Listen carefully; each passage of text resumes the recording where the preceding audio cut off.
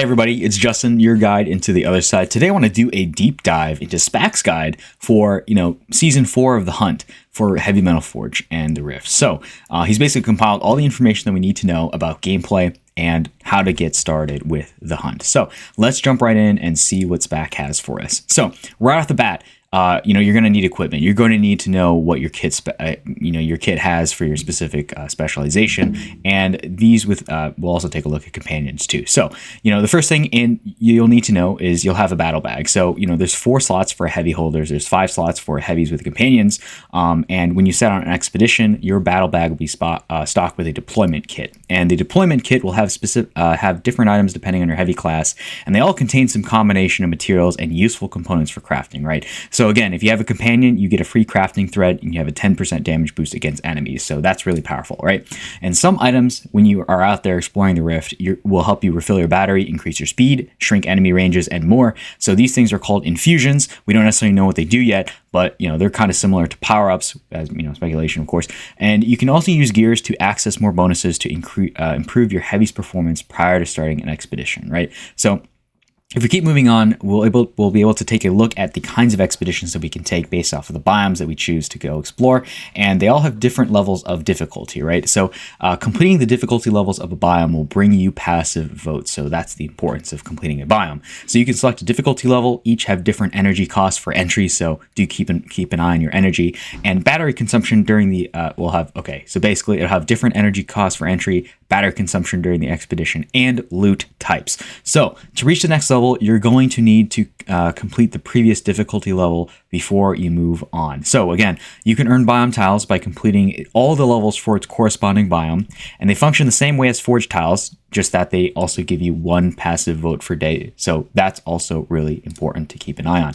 And when you complete an expedition, depending on the rate of completion and your difficulty level, you can have a chance to enter the Shimmer biome. And the Shimmer biome is important because it has better unique materials to gather, especially when it comes to crafting. So let's talk about specialization. Your heavies will be able to choose a class for unique bonuses based on, etc., etc. So it is possible to change your class if you gather the right materials to create a power core. So right off the bat, we can kind of see there are 3: fighters, crafters, explorers. Fighters can receive a portion of their battery upon each enemy kill. Crafters can gain more resources when gathering and more efficient at crafting. And explorers consume half as much battery and are really efficient when you're doing exploration. So you'll get a free specialization on the first time you enter the Rift. And then after that, you'll be able to craft a power core with a specialization of your choice. So let's talk about gameplay. The more energy you have, the further you can explore. Energy is drained as you explore, and you can use it in combat. So it is also your HP essentially. So you're going to need to keep an eye on your battery, right? And it's dependent on the amount of energy it has in its batteries. So essentially, if you run out of battery, you're going to lose 50% of your stuff in your battle bag. So that sucks. So don't run out of energy. So to prevent this, you can use gears to refill your battery. But if you do this multiple times, if it's in the same expedition, then the cost of I guess reviving your battery will double. So don't do that. Try to manage your be safe, right? So there's 3 things you can do inside of your expeditions, crafting, gathering, and fighting. And essentially, these are important because, we're going to get loot. So we're going to be able to craft, right? And you can create different things using molds. And the more that you use a mold, the more efficient you will be in crafting or building the item. And sometimes it can fail, so you can lose all the materials, but that's why it's important to improve your skill in crafting by molding more. So augments, are things that you can equip to your heavy. These improve your core stats. Very important. Infusions, we kind of talked about that before, so we'll skip over that. Keys are important because if you have keys, you're going to need to use these to open loot chests, and they come in different rarities. So each rarity, you're going to need the right kind of key to open the right kind of chest, right? And to create these objects, you're going to need a mold. And if you craft the same mold, you'll earn proficiency points. And once you reach the next proficiency point for that mold, it becomes safer and better to craft things, so you'll fail less. And all augments and fusions can be dismantled, so if you need to collect materials, refine components, or craft something new, you can do so. It just takes time depending on the material tier. So if we move on to gathering, you'll find three kinds of materials you can gather: biotics, technics, and gemstones. Biotics and technics are important because they serve as the basis for all crafting in the forge. They're easier to find, and higher rarity materials have a higher chance to be successfully crafted. Okay. Gemstones are important because they are the most rare and can be only used to refine materials, molds, power cores, augments, and keys to improve quality by one tier. And in the secret biome, you can find tech stones, and they are the rarest type of gemstones for refining items. So, these materials can be combined with molds to create new items and keys to improve their quality. So while you're gathering materials, keep in mind how they can work together, and we can see what kind of material combinations that we have here. And we can see techniques and molds create equipments. Biotic materials with molds create battery refills and other infusion items.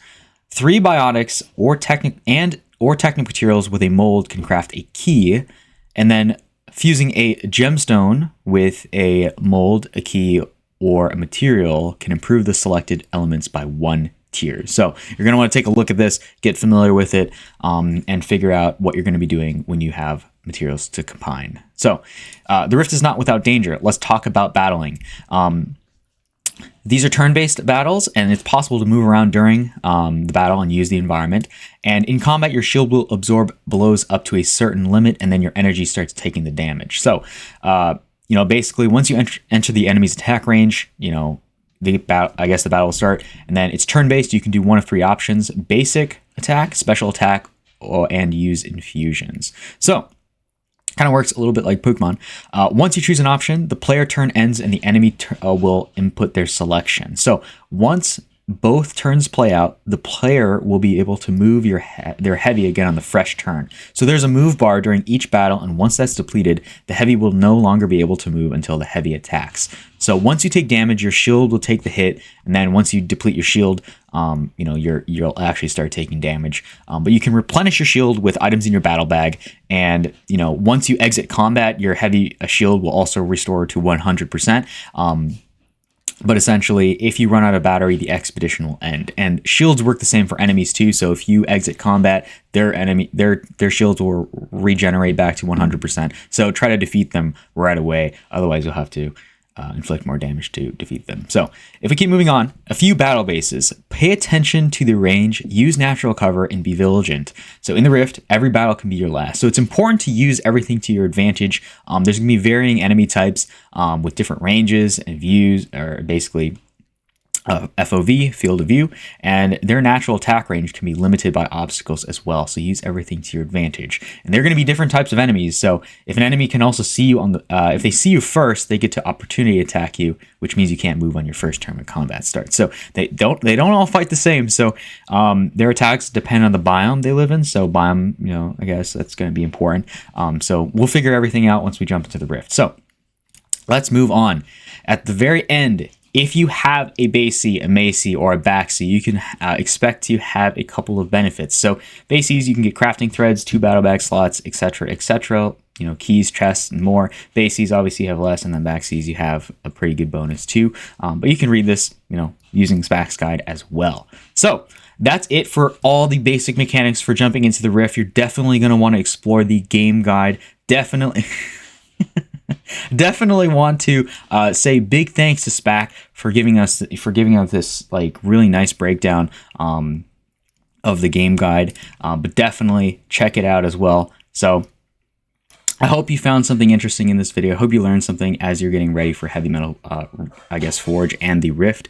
But you can always find SPAAAK on Twitter. You can find him in the Discords. You can find me there as well. I'm gonna sign off for today, so I'll see you guys next time. Peace.